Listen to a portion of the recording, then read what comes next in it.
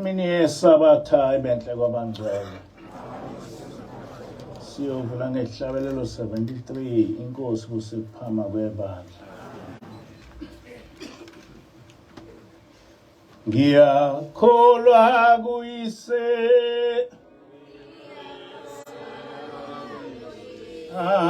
onamandla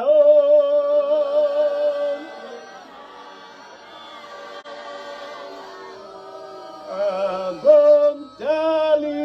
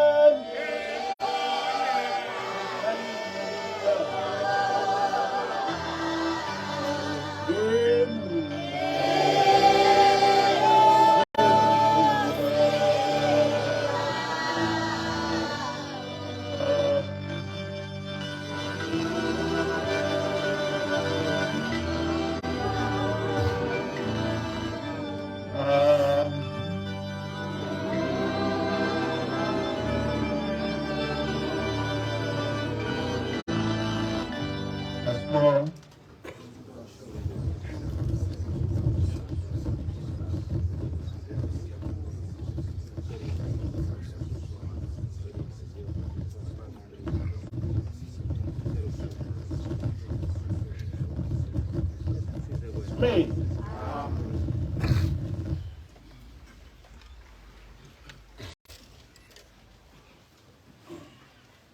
Ishawo sale ntshumayelo noma sale nkonzo sithi Ubunazaretha libandla lasezulwini. Ubunazaretha libandla lasezulwini. Kukhona umehluko phakathi kokushumayela nokufundisa. Uma ushumayela isikhathi esiningi uba nokukhuluma okuthinta imizwa yabalaleli. Intshumayelo yakho abantu bayilalele ngemizwa, hayi ngengqondo. Abantu abaningi bayaye bethi abakulungiseleli ukushumayela. Athi umuntu konke oyokusho uzifikela ngokuqhutshwa ngumoya.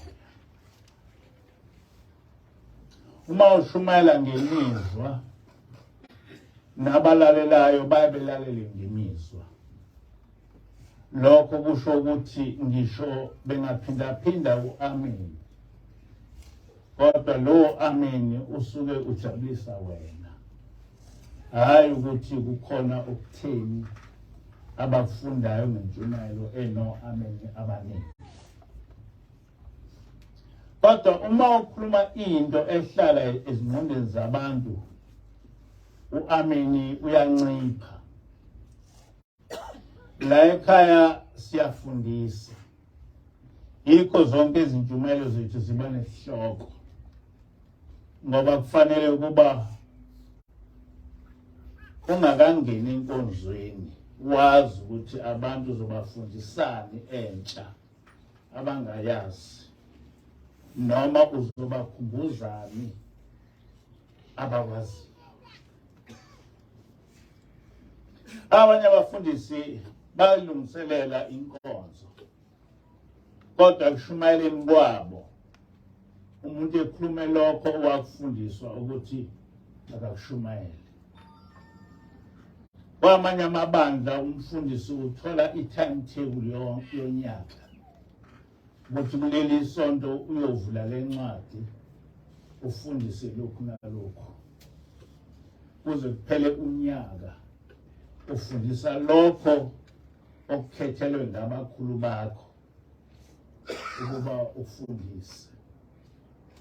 Yikho-ke okuyaye kudale ukuthi abanye abafundisi bethi befike ngisho e-university ngemfundo,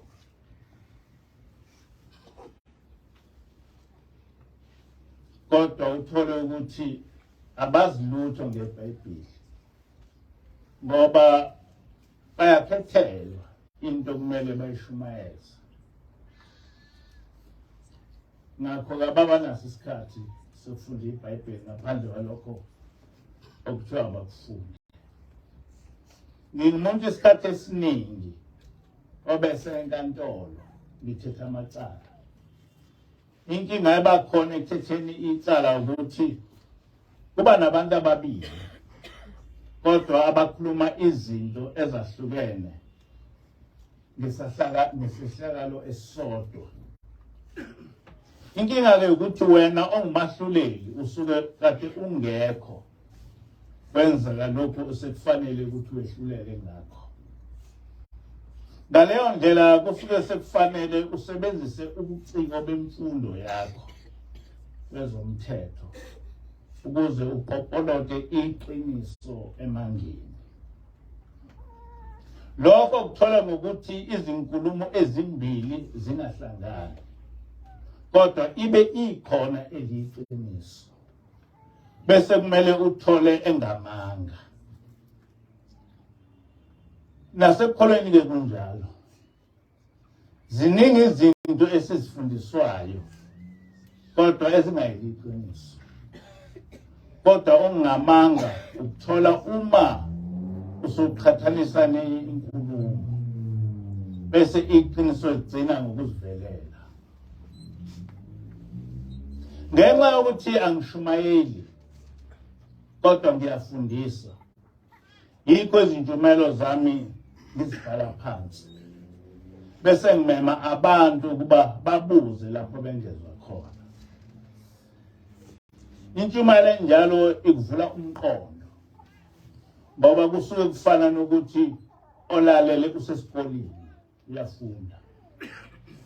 Namanje ke ngiyacela ukuthi abantu bakulalelisise engizokukhuluma kule nkonzo bese bebuza lapho bengezwa khona ngoba ngiqonde ukukhulisa ulwazi lwethu ngokwenkolo. Esikhathini esiphambili igama elikhuluma ngamaNazaretha ngangilazi kwiTestament elidala uNumeri 6 lapho kukhulunywa ngomuntu othatha isifungo sobuNazaretha. Ngangazi ukuthi ubuKristu inkolo eyasungulwa nguYeshua lo amaKristu ambiza ngoJesu ngoba safundiswa lokho. Kodwa engithe uma sengifundisisa ngathola ukuthi yonke lento engithi ngiyayazi ayisilona iqiniso.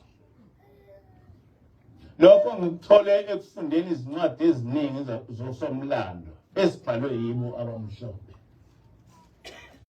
eBhayibhelini kunencwadi yezenzo 24:5 lapho kuthi khona ngokuba le ndoda siyifumene iyishinga ivusa ukwambuka phakathi kwabaJuda ezweni lonke, inhloko yehlelo lamaNazaretha.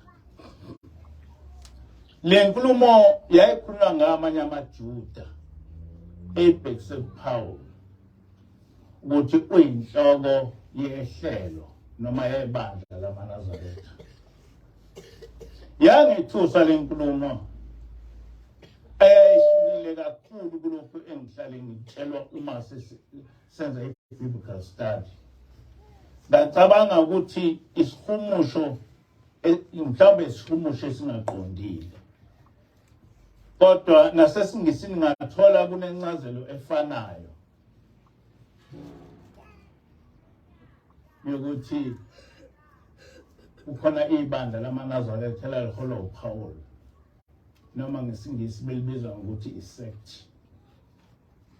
Kodwa kulo lonke iTestament elisha akukhulunywa lutho ngebandla lamaNazaretha kanye nokuthi uPaul wayeyinhloko yebandla lamaNazaretha. Okuseqinisweni siyasifundiswa ukuthi uPaul wayezingela amaKristu nokuthi ekushaweni ngumbani waphenduka waba ngumKristu. Ngiyethemba sonke sifundiswe kanjalo. Akunjalo? Amen. Kodwa kuthe uma sengifunda ukuthi uPaul wayeyinhloko yehlelo lamaNazaretha, leli bhesi langidida kakhulu. Kodwa noma kunjalo ngagcina ngokufunda kwaphelela lapho. Kodwa njengomuntu ojwayele ukuhlaziya izinto mase siphambana ngabona ukuthi kukhona ongaqondile kuleli vesi. uNkulunkulu ke uma kukhona ofuna ukwazi uvele eqhangise iqiniso ngendlela engaqondakali. Into yanginika ugqozi ngokucwaninga engifunda eBhayibhelini baba ngamazwi engilosi eyavele yathi wena uyinzalo yomndeni kaJuda. Yabe sigcina lapho. Ngangazi ukuthi ingilosi ayinaki ukukhuluma iphutha. Kodwa noma kunjalo ngangazi ukuthi lokhu kukhuluma ngizothi kusho ukuthini. Ngabona sengithola izincwadi ezikhuluma ngamaqembu noma ama-sects ayekhona ngesikhathi sikaYeshua noma uJesu. Kwaba labaFarisi bachaza ukuthi basunguleka kanjani bekholelwana. kwabalwa abaSadusi nabo kwachazwa ukuthi babe yisekthi ekholelwa kuphi. Kwase kubalwa ama-SNS noma ama-Essence agcina esengamaNazaretha. Kwachazwa ukuthi le sect yayiholwa nguYeshua okwathi ekuhambeni kwakhe yaholwa nguPawulu. Ngase ngiyabona ukuthi kuningi esifihlelwe khona kuleli Testament. Le nkulumo isifakazela lokhu engikufunda kwiZenzo 24 verse 5 ukuthi kanti ngempela uPawulu wabe engumholi webandla lamaNazaretha. Base kuyaphambana-ke ngoba thina sifundiswe ukuthi uPawulu wayengumKristu. Futhi angaze ngiweza amaKristu ezibiza ngamaNazaretha. Kwaziwa ukuthi amaNazaretha libandla labashembe. Kwangimangalisa ukuthola ukuthi kanti noYeshua wayengumNazaretha ehola ibandla lamaNazaretha. Lezi ncwadi zachaza kabanzi, zasiphika isihumusho kususela kwisiHebheru esithi uJesu wayengumNazaretha ngoba wakhulela edolobheni iNazaretha. Zathi ulimi lwesiHebheru luqondile ukuthi uJesu wayengumNazaretha, hayi ngoba wakhulela edolobheni iNazaretha. Zathi lezi zincwadi okokuqala akekho umuntu ongamkhomba obizwa ngendawo akhulele kuyo. Sengavele kuthiwa nguDurban ngoba ngakhulele eDurban. Manje sekuyacaca ukuthi lokhu ukuthi ungumNazaretha ngoba wakhulela eNazaretha kwakufihlwa ukuthi uJesu ngumNazaretha, njengoba kwafihlwa ukuthi uMesaya kwakunguYeshua hayi uJesu. Kanjalo noPawulu igama lakhe lesiHebheru okungushawu. Uma ufunda encwadini yeZenzo 28 verse 22 to 23, uPawulu uvela engumuntu owayeshumayela ngenkolo kaMose. Kodwa uma usufunda lezi zincwadi kuthiwa ngezakhe, uthole futhi yena lo Pawulu sekunguye ochitha imithetho yenkolo kaMose. Ukupili kwakwenziwa ngabezizwe ukuthi uma bebona ukuthi umuntu ubalekile enkolweni yamaHebheru babemsusa emlandweni bese bakha owabo okuzoba sengathi useyilowana okukhulunywa ngayo enkolweni yamaHebheru. Le nkulumo kaPawulu ukwenza uzibuze imibuzo engaphenduleki ukuthi kwenzekani lapha. Ngafunda ngomuntu oyedwa kodwa ekhuluma izinto ezimbili esiphilisanayo. Laba bezizwe bathi mabebona ukuthi abakwazi ukuthi bemsuse uYeshua kubantu, basebevele bezakhele wabo uYeshua abambeza ngokuthi uJesu, basebethi kusenguye lowana ongumJuda. Lesi simo ebese siyaphoqa ukuba wandise ulwazi lwakho ngalento oyifundayo. Ekugcineni bese uyathola ukuthi indaba kaPawulu iyefana nendaba kaJesu. Uthathwe umuntu oyedwa wehlukaniswa kabili ukuze ungaqondi ukuthi kukhulunywa ngobani. UmJuda owathi engumFarisi ezingela amakhola washawa ngumbani, igama lakhe kwakungushawu, waphenduka waba ngumNazaretha. ngoba ngesikhathi sikaShawulu bangakabikho ubuKristu. Kwizenzo 11 verse 26 kuthi waqala e-Antiochiya ukuba abafundi babizwe ngamaKristu. Nale nkulumo ingakudida ukuthi kushiwo kanjani ukuthi ubuKristu basungulwa nguConstantine ngo-325 AD. Uma kade ngesikhathi sabafundi bakaYeshua kwakungu-40 AD kwase kukhona ubuKristu. Nalapho senziwa izilima nje. Abezizwe bamchitha uYeshua owabe eliJuda nowabe ebizwa ngoMesaya. Baseleli igama elithi Mesaya sebelihumushela olimini lwesiGriki sekuthiwa nguKristu noma nguKristu. Abalandeli bakaMesaya okwakungamaJuda ayebabiza ngama-Messianics, amanye amaJuda, kususelwa egameni elithi uMesaya.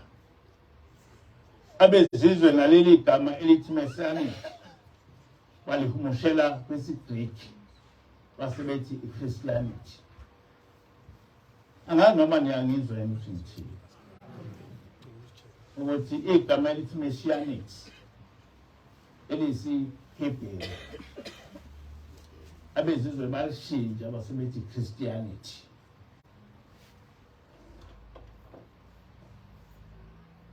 Njengoba sesichazile le nkulumo ekuyizenzo 11 verse 26 yayikhulunywa ngamanye amaJuda. Ngakho-ke uma ufunda iBhayibheli lesiHebheru lithi waqala e-Antiochiya ukuthi abafundi kuthiwe ngama-Messianic.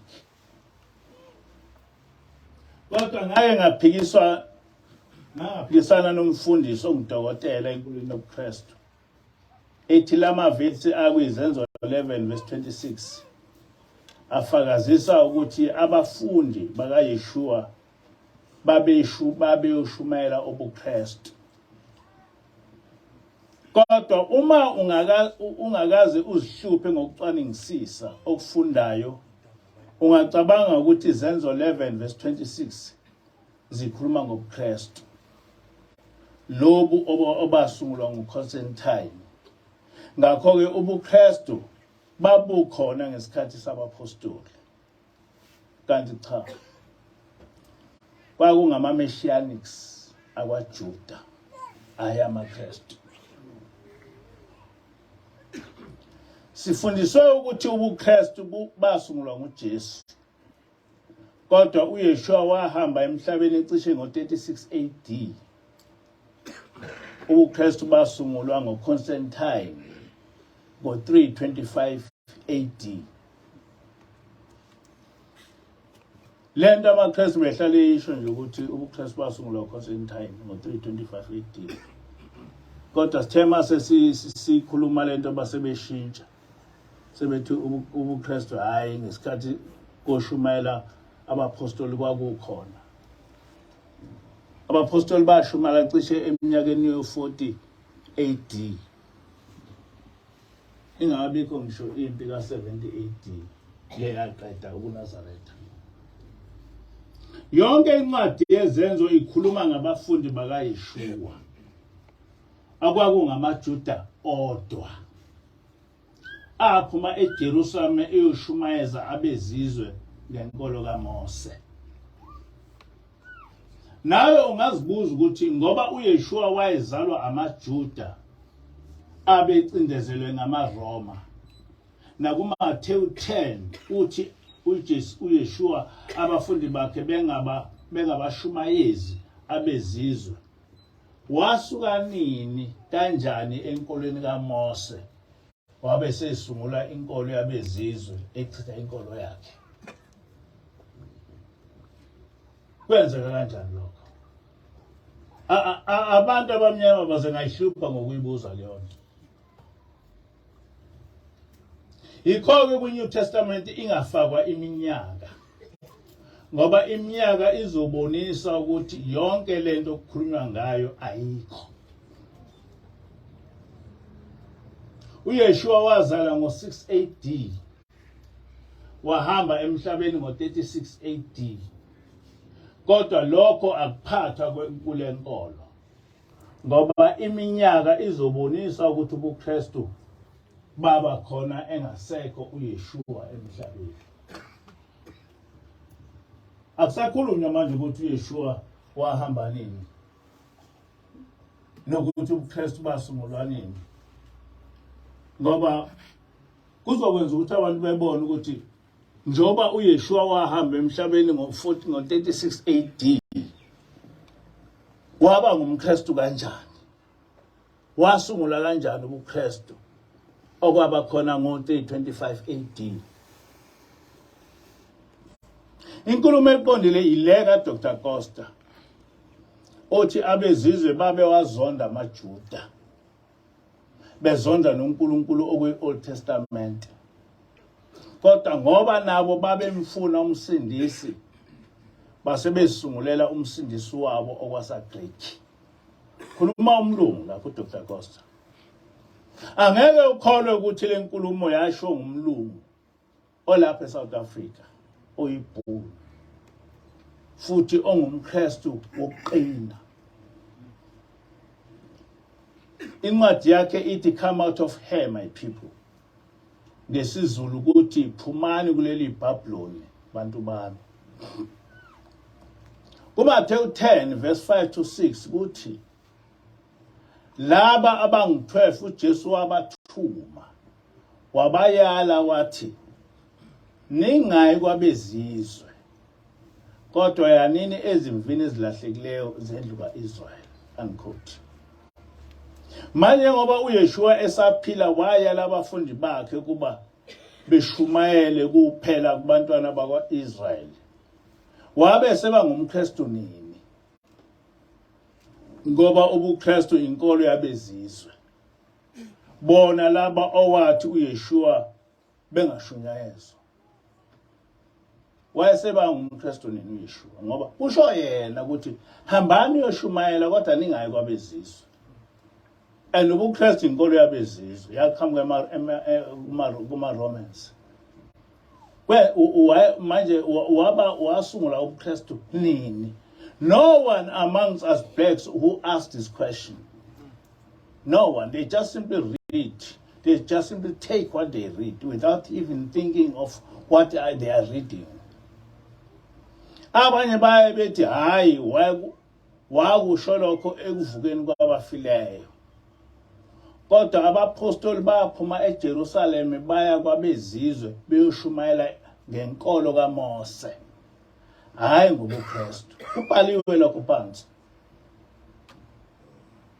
Akakho umpostoli owake wakubona noma waba ngaphansi kwenkolo yobuKristu. AmaKristu amaningi akakwazi ukuthi abapostoli abakaze bekubona ubuKristu. Bathi kuqhamuka ubuKristu base bafa bonke. Kodwa kunamaKristu manje abathi bangabapostoli. And yet abapostoli akakaze bebe khona enkolweni yobuKristu. Kodwa abakwazi lokho. Umbuzo wangazibuza wona ukuthi uma ubuKristu babukhona ngesikhathi sikaPaul, Paul kwizenzo 24 verse 5 kusholani ukuthi uPaul wayeyinhloko yebandla lamaNazaretha, kungashiwo ukuthi wayeyinhloko yebandla lamaKristu? Aseqhamu ngaphi manje amaNazaretha? Nani ku-New Testament kodwa akho umuntu omnyama okeyibuza ukuthi aseqhamu ngaphi amaNazaretha la. Ngithe okokuqala ngethuswa yile nkulumo ekwizenzo 24 verse 5 ethi uPaul wabe engumholi webandla lamaNazaretha. Nezenzo 28 verse 22 to 23 lapho ukuthi uPaul wayefundisa ngomthetho kaMose nabaprofeti, enza lento eyayenziwa nguYeshua kuMathewu 5 verse 17 to 19.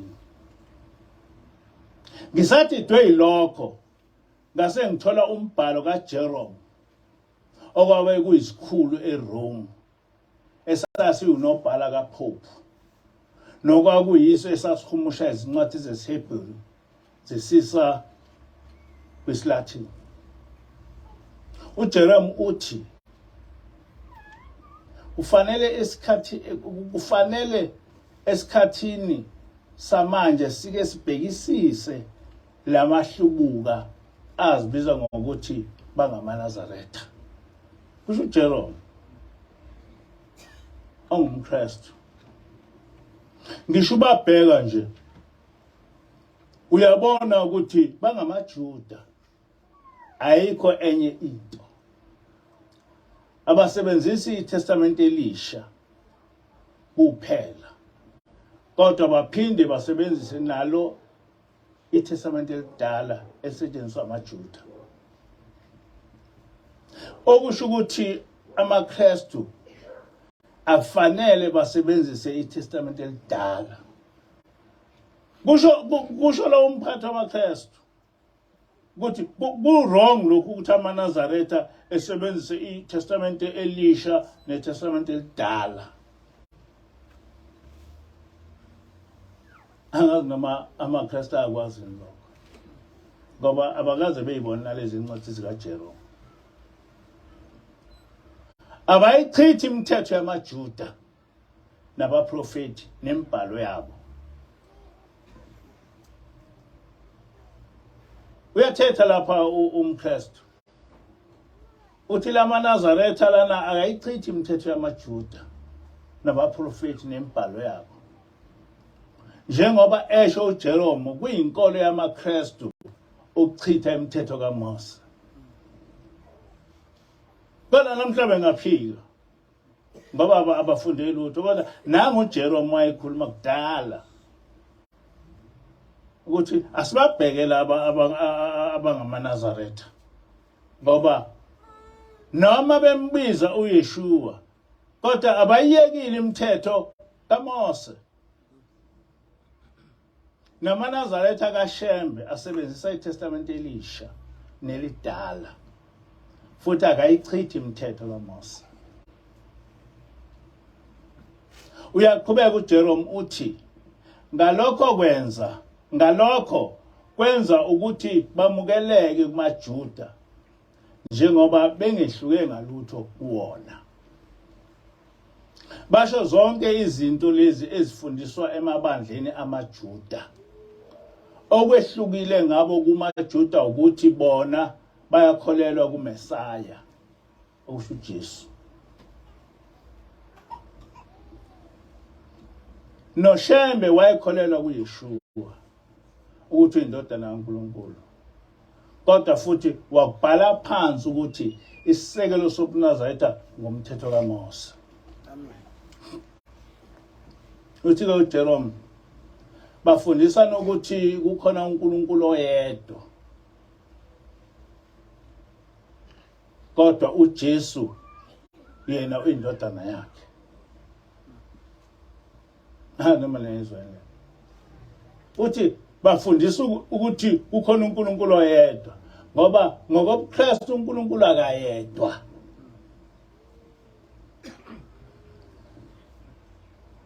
Bafunde njengawo amaJuda lawo, futhi balandela nemithetho yonke yamaJuda nabaprofeti babo. Nasebandleni lamaNazaretha kaShembe sikholela uNkulunkulu oyedwa, uJehova. uShembe wasifundisa ukuthi uYeshua wayeyindodana kaNkulunkulu. Amen. Uthi ke uJerome bona okubenza behluke kwamanye amaJuda ukuthi nje bayamukela uMesaya, kodwa ngale kwalokho balandela imithetho yonke yamaJuda, okufaka phakathi ukusoka, iSabatha namanye amadili amaJuda. Ngathi mangithola lencwadi kwaba sengathi ikhuluma nathi thina amaNazaretha. Ngamangala ukuthi kanti lamaNazaretha esiyiwona ayekhona kudala, kwakuliwa nawo kudala, kungamaKristu alwa nawo, Nasebunazaretha bukaShembe silandela imikhosi kaNkulunkulu, siyasoka ngokukholwa, sibe sigcine isabatha. Le nkulumo kaJerome iyacacisa ukuthi amaKristu achitha umthetho kaMose ngoba eliJuda. Manje thina sizwe esimnyama sibuswa imithetho yesizwe samaRoma ongaba mhlophe. Simhlophe yini? Ngoba phela amaRoma achitha umthetho kaMose ngoba eliJuda. Kodwa le mthetho kaMose yayivela kuNkulunkulu. Thina abantu abamnyama sesimukele imithetho yamaRoma ongaba mhlophe. Simhlophe yini? Noma ngabe kuthiwa asasingayiwona amaJuda noma amaHebheru, kungenzeka kanjani ukuthi siyisizwe simnyama siyolandela imithetho yabantu abamhlophe siyeke imithetho kaNkulunkulu? Noma ngabe kuthiwa kamaHebheru anhloboni, kodwa amaHebheru alandela umthetho kaNkulunkulu.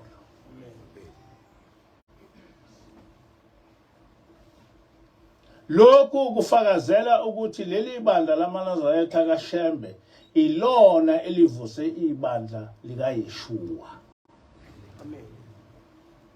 Ukucacisa lokho okushiwo nguJerome, oqala akuwo wonke amaJuda emukela uYeshua owayebizwa ngoMesaya, okusho umgcotshwa kaNkulunkulu, njengoba namanje kungasiwo wonke amaZulu amukela uShembe njengomprofeti kaJehova. Anganoma nengizwa yini. Ngenkathi abapostoli babeyoshumayela ngoYeshua owayekade engumholi wamaNazaretha, nabo bengamaNazaretha, lokhu esifihlelwe khona. Ibaleke kabi lento ukuthi uYeshua wayengumNazaretha nabalandeli bakhe bengamaNazaretha. Okuyaye ungidide ukuthi uShembe wazi ngani ukuthi uYeshua wabe engumholi wamaNazaretha, ngoba lokhu kucashisiwe eBhayibhelini. Ileyo nto efike ingimangalisa ukuthi uShembe wakwazi kanjani lokho ukuthi uYeshua wayengumNazaretha. uShembe wakwazi kanjani ukuthi uYeshua wayehola amaNazaretha, ngoba akuvele eBhayibhelini, uzukuthola ezincwadini.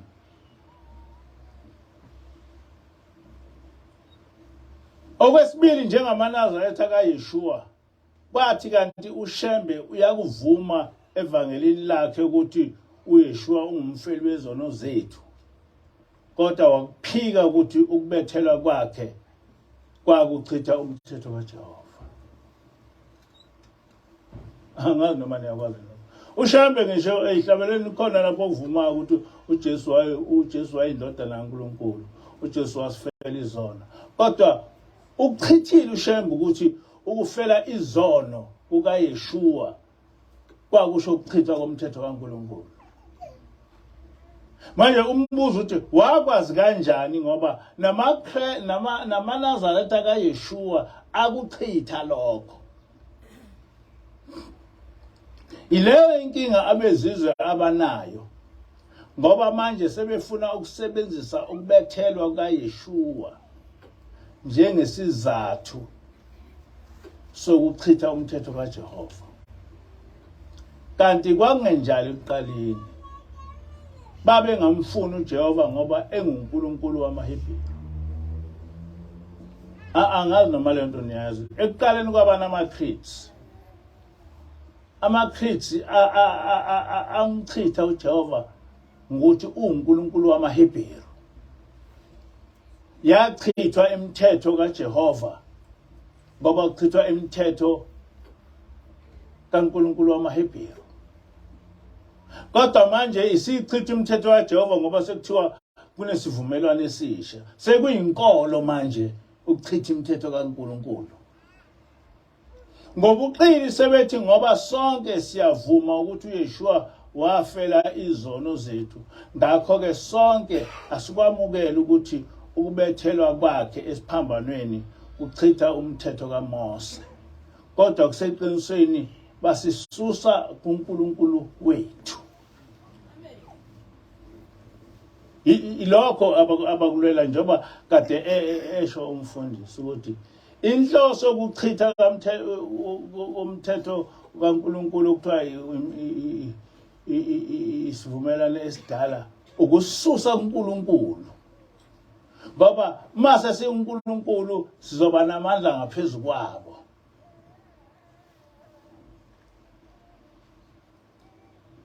Ade ngizwa umfundisi ekhuluma ngomfana othena uthi ungakhulumi nje enhlobonhlobo ngendaba yabafileyo, ungaxoxi nokuxoxa ngaba. Why? Because lokho kwasho uLeopold III noma II wathi kufanele kuba sichithe amandla abo omoya. Kube sengathi ukuchitha umthetho kaJehova isivumelwano esisha esuselwe encwadini kaJeremiya 31. Umbuso wamaRoma lenkolo kaMose wayiqeda ngamaCrete. LamaCrete afundeka kanje. Ngiyafisa kuba lento abantu abangamaNazaretha kakhulukazi kaNkulunkulu bayazi ukuthi amaRoma ngaphambi kokuthi kukhulunywe ngesivumelwano esisha, inkolo kaJehova bayichitha ngamaCrete, bashawa umthetho. Uthi-ke ngiyayichitha yonke imikhosi nemicimbi nemithetho, ukudla isinkwa esingenamvubelo, iminikelo yamawundlu eyenziwa ngamaHebheru. Ngichitha nayo yonke imikhosi yamaHebheru, iminikelo, imithandazo, ukulinda, ukuzingcwelisa kanye nokudumisa kwabo. Yabona manje sethi umuntu kanye nokudumisa kwabo usho yonke into. Kuthi nje manje ufika esontweni udumisa ngokwenkolo yamaHebheru, noma ungaficakala endlini udumisa ngokwenkolo yamaHebheru, usuwenza icala. Ngoba leyo nto isichithwe ngamaCrete. iCrete umthetho. Ukuzila kwabo, imikhosi yokweshwama, amasabatha nenkoloze, amahubo nezaga, nokubuya kwabo ukuyokhonza emathempelini, konke kuchithiwe. Mina ngokwami ngithi angifisi nakancane ukuthi kube khona ukubuya kule nkoloze yamaJuda noma ukutholakala ngidla namaJuda. Niyayizwa leyo nto? Ngizama ukuthi nginifundise niyazi lento. Noma ngenza imikhosi kanye nabo, noma ngendlela thile kukhulunywa nabo ngasese kuphikiswana noma kugxekwa inkolo yobuKristu. Kunalokho uma kukhona ukukhuluma nabo ufanele kube ukuthi bayatshelwa ngokusobala ukuthi bashiye lo msangano wabo wenkolo yamaJuda.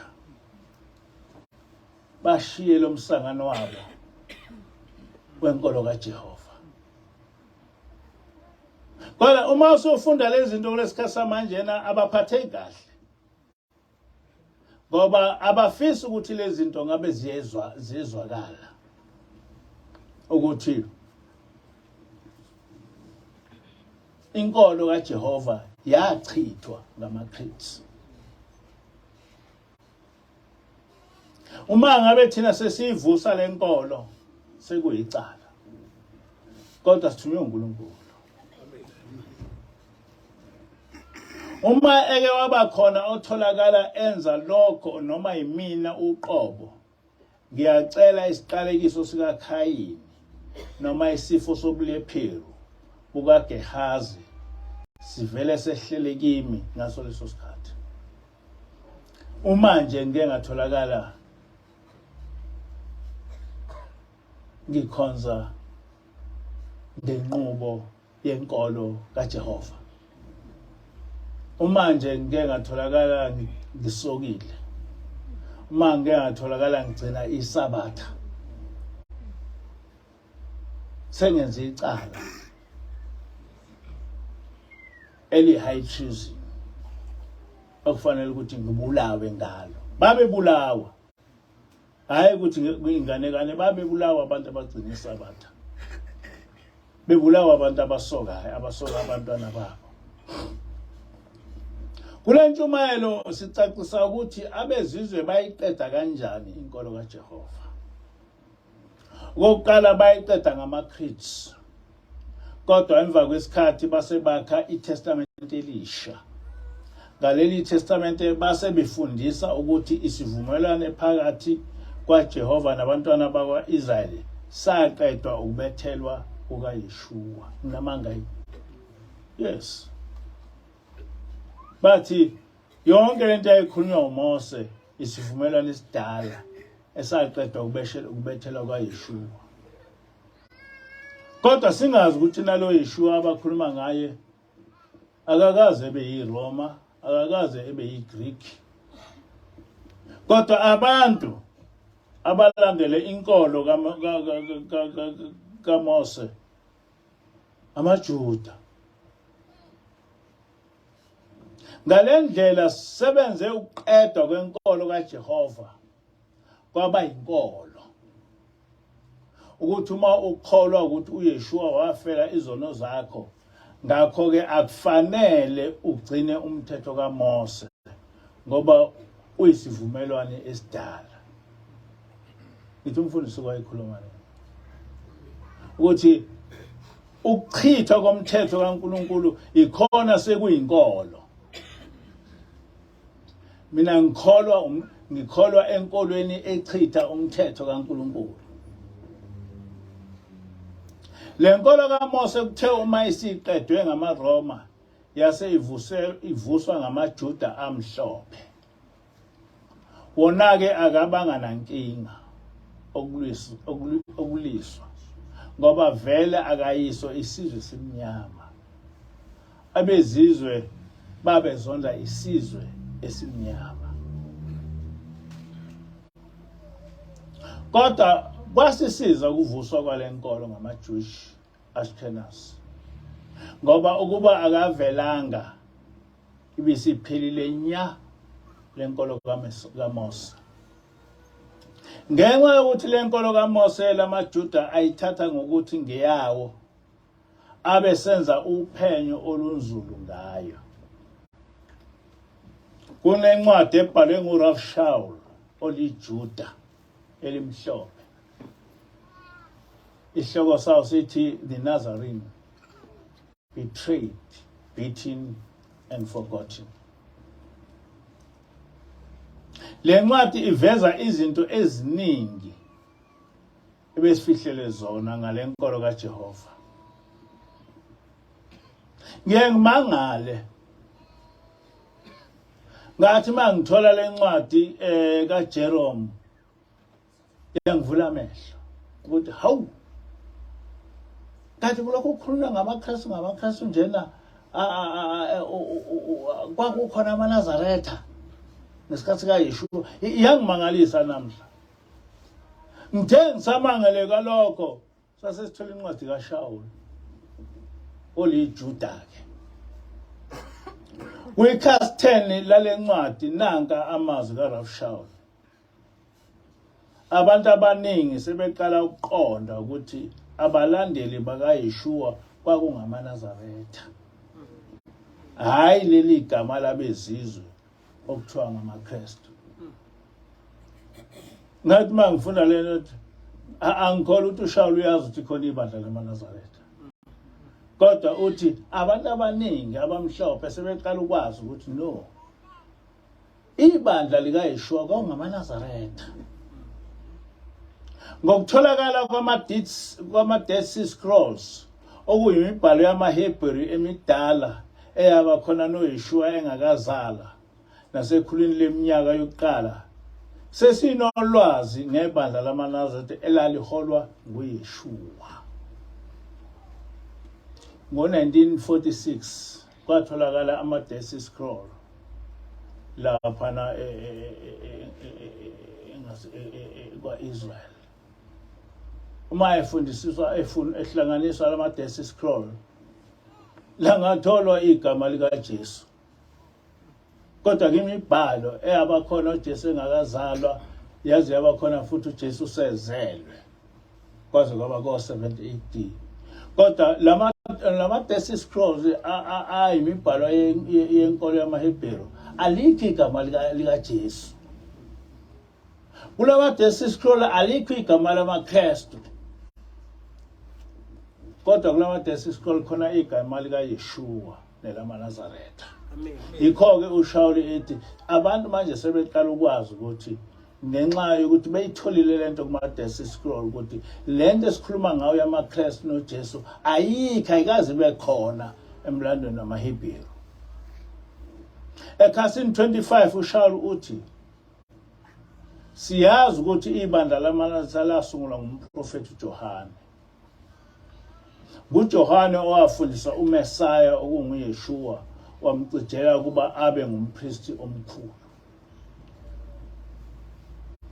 uYeshua wakuthatha kuJohane ukuphatha ibandla lamaNazaretha, okwathi ekugcineni leli bandla lamaNazaretha laholwa ngumpostoli uShawuli. Amen. Amen. Nangazi noma nezo. Oqala kuleli Testament elisha akushiwo ukuthi uJohane wayengumprofeti. Kuthiwa umbhapatisi. Kodwa enkulumeni uYeshua uthi akakho umprofeti wayengangoJohane. Kodwa akushiwo ukuthi uJohane wayengumprofeti. Sifihlele everything about uJohane. Osikuvezile nje uJohane ebhapatisa ulokhoza uYeshua. Kanti uYeshua wayengaphansi kwaJohane. Wambhapatisa, wamkhulisa, wambeka ukuba ebe ngumpristi omkhulu. Kodwa asikwazi lokho. Asikwazi lokho. Manje na ke lezi zinto amaNazaretha kaNkulunkulu kufanele zazi.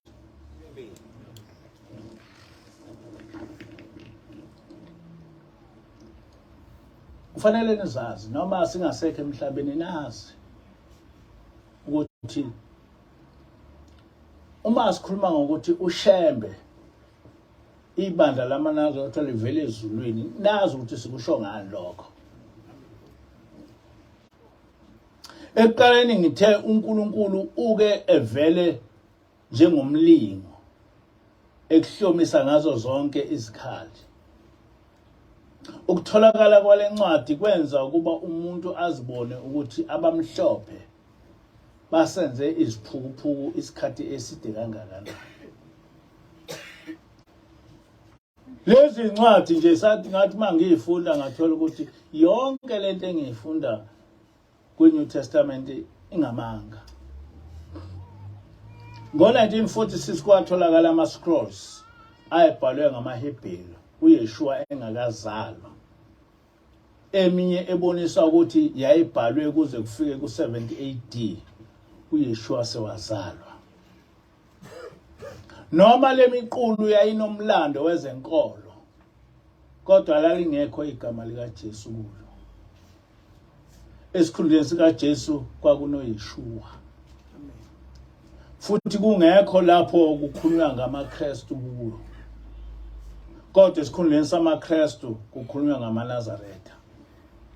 Yikho-ke uRav Shaul ethi ngokutholakala kwama-Dead Sea Scrolls okuyimibhalo yamaHebheru emidala eyaba khona noYeshua engakazalwa nasekhulwini leminyaka yokuqala, sesinolwazi ngebandla lamaNazaretha elaliholwa nguYeshua. Sesinolwazi. Le ncwadi kaShawuli yaqale yasuswa umsindo omkhulu kwaIsrael. Ngoba iJudaism ibinamathele kumaKristu ngoba beyizitha ezinkulu zama-Muslims abakwa-Israel abalwa nawo. AmaJuda bengalwi namaKristu, hayi ngoba bekholwa ilento yabo, kodwa ngoba befuna ukuthi amaKristu ebalekelele ekulweni nama-Muslims. Kodwa noma kunjalo, amaJuda abuka athi akakwazi ukucisha iqiniso ngobuqili babasungula ubuKristu, ngoba bazosixabanisa noNkulunkulu, ngoba yibona abasagcina imithetho kaMose. Okokuqala inkathi ivela lencwadi kaShawuli, kwaba nomsindo kwaIsrael ngalencwadi eveza lezinto. Kodwa angazi ukuthi kwenzeka kanjani ukuthi amaJuda akwaIsrael ahlala bukathi lencwadi ikhuluma iqiniso. Kuwo lo nyaka kwethuse wonke umuntu uma uhulumeni wakwaIsrael esechitha ubuKristu ezweni labo. Kodwa ezindabeni ze-TV nasemsakazweni ayazi yathintwa leyo. Obani abazayo ukuthi kwaIsrael sekwachitha ubuKristu? Bafika kangaka. Le nto yaphuma emaphepheni, yaphuma nako Facebook. Wonke amaphepha kwaphuma ukuthi uhulumeni wakwaIsrael ukuchithile ubuKristu. Abelungu basha uvalo kwaba isimangaliso. Leyo nto namanje ayizange yaze yaphuma ku-TV, yaphuma kumaphepha kuphela. Umbuzo ukuthi babe kuchithelana ubuKristu, babona ukuthi abakwazi ukuthi bekhonza uNkulunkulu begcine inkolo elwa noJehova, ngoba ubuKristu bulwa noJehova. Okubuhlungu ukuthi isizwe esisahamba ngokwezimiso zikaJehova ngama-Jewish Ashkenazi kuphela. Emhlabeni wonke isizwe esagcina umthetho kaJehova ama-Jewish Ashkenazi. Ngokugcina umthetho kaJehova, zonke izibusiso uJehova owayethe uma sigcina umthetho wakhe zokwehlela thina zehlele kumaJuda amhlophe. Ubani ongaziyo ukuthi kuzo zonke izizwe amaJuda amhlophe acabe kanjani? Ngisho iAmerika iphethwe amaJuda amhlophe, acebile, akahlupheki, ngoba lesi sibusiso esikuDuteronomy 28 verse 1 to 14 abantu abamnyama basichitha kwase fika amaJuda amhlophe esithatha. Zonke lezi zinto uNkulunkulu wathi ziyokwenzeka mangabe sigcina imithetho yakhe sezenzeka kumaJuda amhlophe. Zonke lezi iqalekiso esukela kuDuteronomy 28 from verse 15 kuze kuye ko verse 55 or so, owathi uNkulunkulu ziyokwenzeka masichitha umthetho wakhe, senzeka kithi.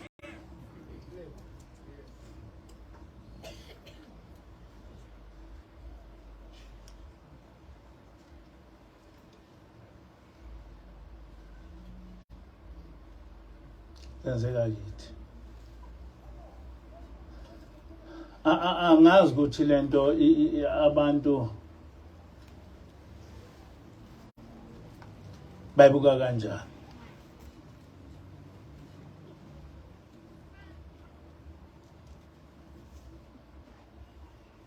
Angazi ukuthi lento abantu bayibuka kanjani.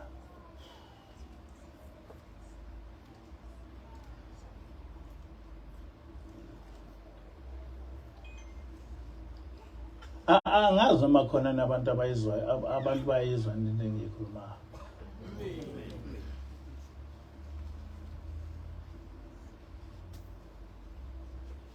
Manje-ke ngiyaqhubeka lapha ngithi le ncwadi iveza izinto eziningi ebesifihlele zona ngale nkolo kaJehova. Sesikhulumile ngalokho.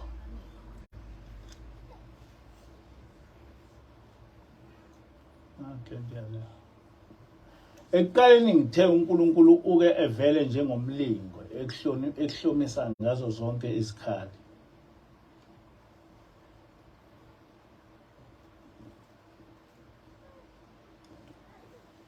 Angisayibona lento.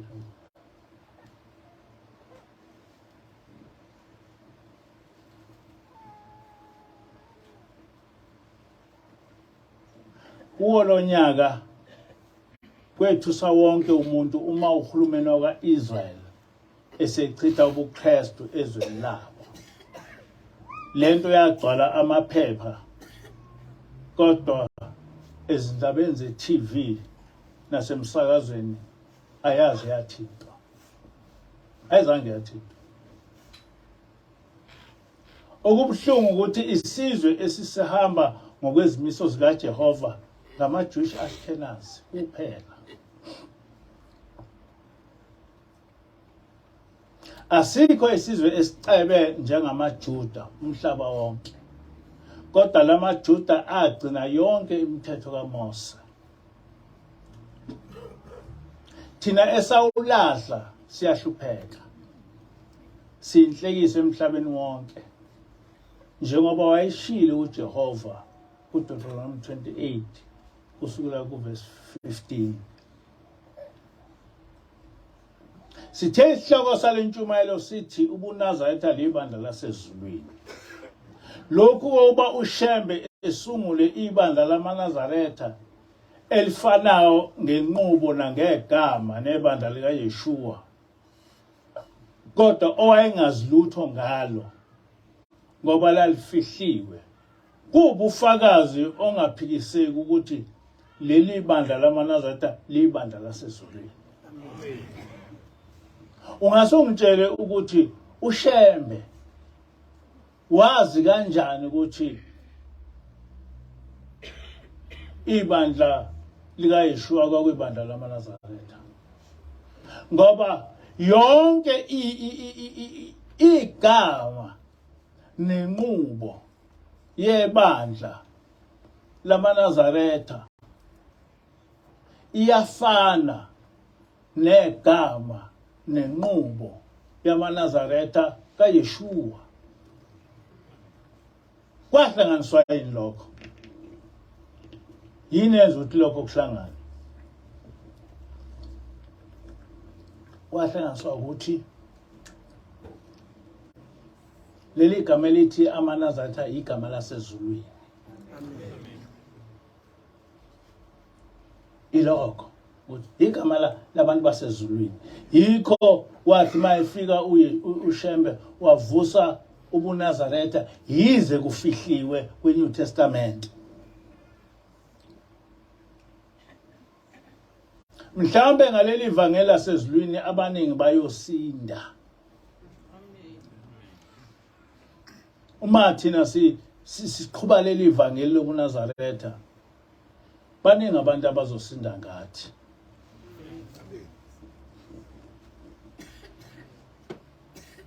Hlabelela mfundisi Ntuku. Hlabelela 208.